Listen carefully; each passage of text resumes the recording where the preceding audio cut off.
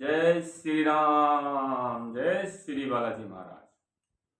बालाजी महाराज की जय, सीताराम भगवान की जय। जय जय श्री राम। बाबा के सभी भक्तों को जय श्री राम, जय श्री बालाजी महाराज। आशा करता हूँ बाबा की कृपा पर बनी रहे, आपके इष्ट देव की, कुल देवी और कुल देवता की कृपा बनी रहे, और जो साधकगण साधना कर रहे हैं, जाप कर रहे हैं, ईश्वर जिनका भी जाप कर रहे हैं उनको सफलता प्रदान करे। सब सुख लहे तुम्हारी शरणा, तुम रक्षक काहू को डरना।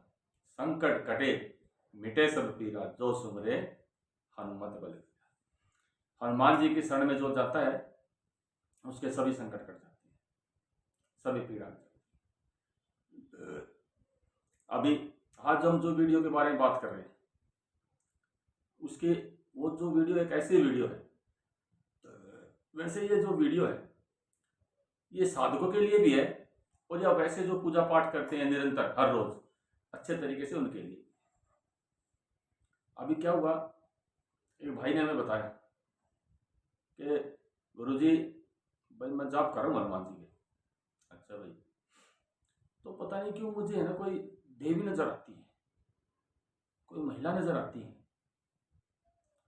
और कभी कोई भाई मेरे पिताजी की शक्ल में या मेरे दादाजी की में ऐसा कोई, या कोई धुंधला सा कोई आदमी नजर आता है। ऐसा क्या है गुरुजी, मैं तो हनुमान जी के जाप कर रहा हूँ और मैं हनुमान जी की कृपा के लिए जाप करता हूँ, मुझे ये सब चीजें नजर आती है। तो मुझे ये सब चीजें क्यों नजर आती है, ऐसी क्या बात है? तो इसी के बात करते हैं मित्रों कि जब हम जाप करते हैं तो वो कौन सी चार शक्तियां होती हैं, या फिर मैं ये कहूं कि वो कौन सी शक्तियां होती हैं जो कि हमें स्वप्न में दिखाई देती है, उनका क्या कारण है, वो हमें क्यों दिखाई देती है।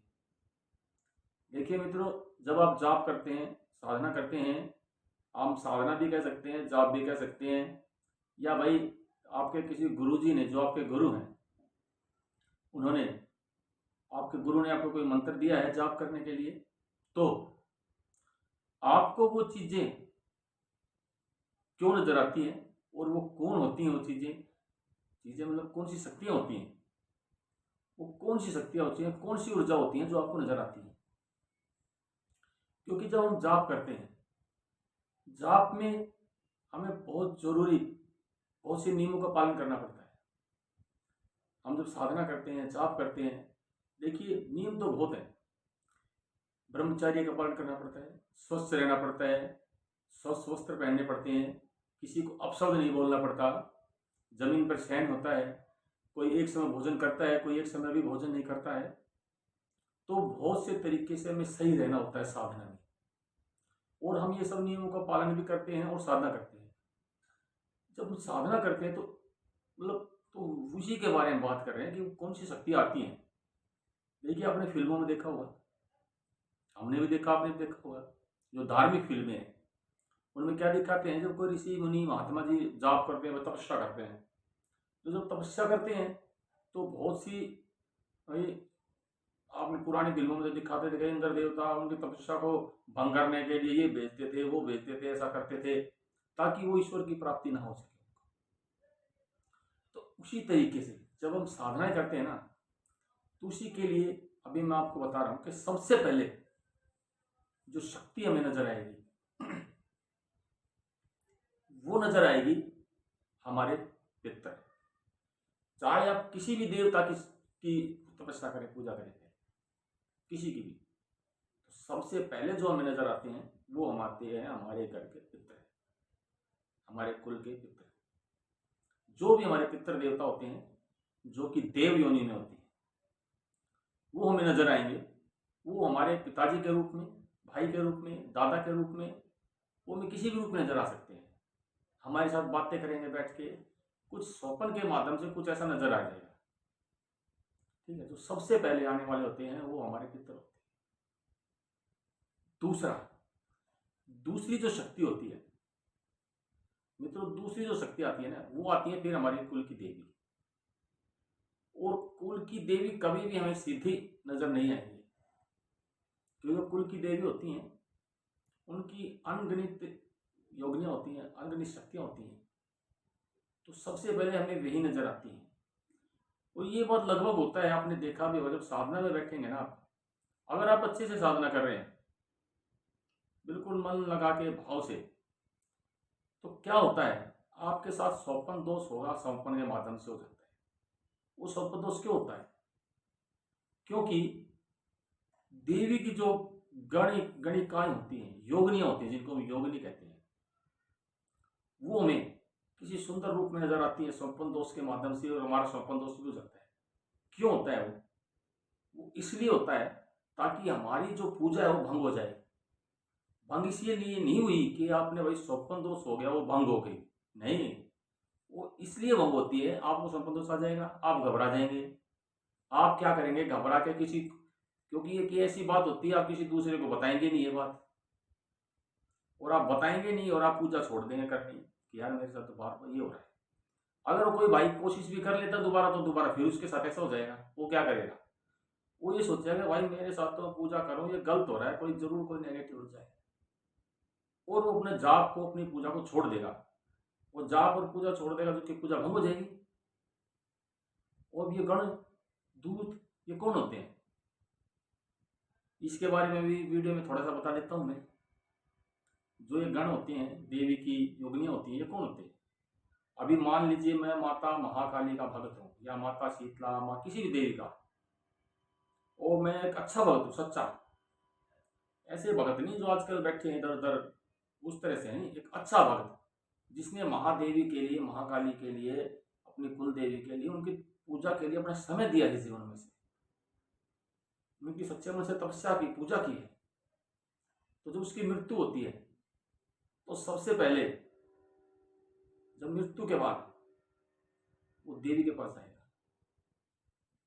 वो तब महादेवी की, तब उनको देखा जाता है कि वो कैसे हैं, कौन है, क्या है। अगर वो गण बनने के लायक होंगे तो महादेवी के गणों में उसको शामिल कर लिया जाता है। इसी तरह से आपने बालाजी के दूत के बारे में सुना होगा। ये बालाजी के दूत होते हैं वो भी ऐसे होते हैं, क्योंकि बालाजी के दूत हैं तो ऐसे छोटे मोटे कमजोर डरपोक को तो बालाजी रखेंगे नहीं। जो शक्तिशाली होते हैं, मजबूत होते हैं, बालाजी महाराज की तरह ही शक्तिशाली मजबूत होते हैं, मजबूत मन वाले, शुद्ध, उसी तरीके से बालाजी महाराज को अपना दूत बनाते हैं, और उन्हीं के गुण उनमें होते हैं। फिर बालाजी महाराज की तरह जब आएंगे, आपने देखा होगा श्री राम की जयकार करते हैं लोग। तो इस तरह से दूत और गण मिलते हैं। तो जो दूसरी जो शक्ति है वो ये होती है। अब आती है तीसरी शक्ति, भाई कौन सी होती है? तो तीसरी शक्ति होती है आपके घर के कुल देवता।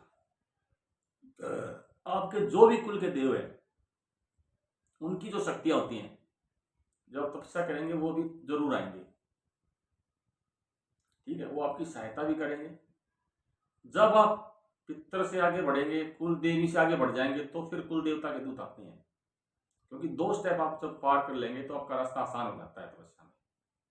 फिर आपके कुल देवता आते हैं, और जब कुल देवता आते हैं तो ये लगा लीजिए कि आपने जो तपस्या की उसकी एनर्जी, मान लो आपने पूजा कर रहे हैं, आप जाप कर रहे हैं, तो कम से कम 25% एनर्जी वो साथ लेके आती है। फिर आपके शरीर में कुछ हलचल शुरू हो जाती है, आपके कुल देवता की वजह से आपके शरीर में फिर हलचल शुरू हो जाती है। इसके बाद जो आते हैं मित्रों, वो शक्ति बहुत ही खतरनाक है, और यहीं पर आदमी भटकता है, यहीं पर उसकी साधना अधूरी रहती है, और यहीं पर वो पीछे हट जाता है। वो होती है नेगेटिव ऊर्जा। वो आपके क्योंकि आपके आसपास नेगेटिव ऊर्जा होती है। जब आप ईश्वर का जाप करते हैं, साधना करते हैं, तो ईश्वर की देवी जो शक्ति होती है तो वो खींचती है नेगेटिव ऊर्जाएं। जैसे आपने देखा होगा, भंवरे को पता होता है कि मैं वहां जाऊंगा लो में तो मुझे जल के मर जाऊंगा, लेकिन फिर भी जो लो की तरफ है ना वो खींचता है। तो नेगेटिव ऊर्जा को भी पता होता है कि यहाँ देवी शक्ति है, अगर मैं उधर प्रवेश करूंगी, जो नेगेटिव शक्तियां होती हैं उनको पता है कि मेरा यहाँ सर्वनाश होना है, लेकिन फिर भी वो नेगेटिव ऊर्जा खींची चली जाती है। और यही एक साधक की परीक्षा होती है कि वो जो नेगेटिव ऊर्जा है वो आपके साथ ऐसा करती है, ऐसा कर देती है कि आप साधना छोड़ देते हैं। आपका नुकसान कर सकती है, आपको बीमार कर सकती है, आपको घर वालों को नुकसान कर सकती है, घर वाले नाराज हो सकते हैं आपकी पूजा से। मैं कह रहा हूँ कुछ भी हो सकता है, जो आप नहीं चाहते वो भी हो सकता है। और आप साधना छोड़ देंगे, साधना छोड़ के भाग जाएंगे, या फिर आप अपनी पूजा को बदल लेंगे, पूजा पद्धति को बदल लेंगे, कुछ भी आप कर सकते हैं। वो सब उन नेगेटिव ऊर्जा की वजह से होता है। तो जो चौथी जो शक्ति होती है वो नेगेटिव ऊर्जा होती है। तो आपको घबराना नहीं है, पूर्ण श्रद्धा और पूर्ण विश्वास के साथ आपको अपनी पूजा, अपनी तपस्या को जारी रखना है। इसी के साथ मेरे सभी मित्रों को जय श्री राम, जय श्री राम, जय जय श्री राम।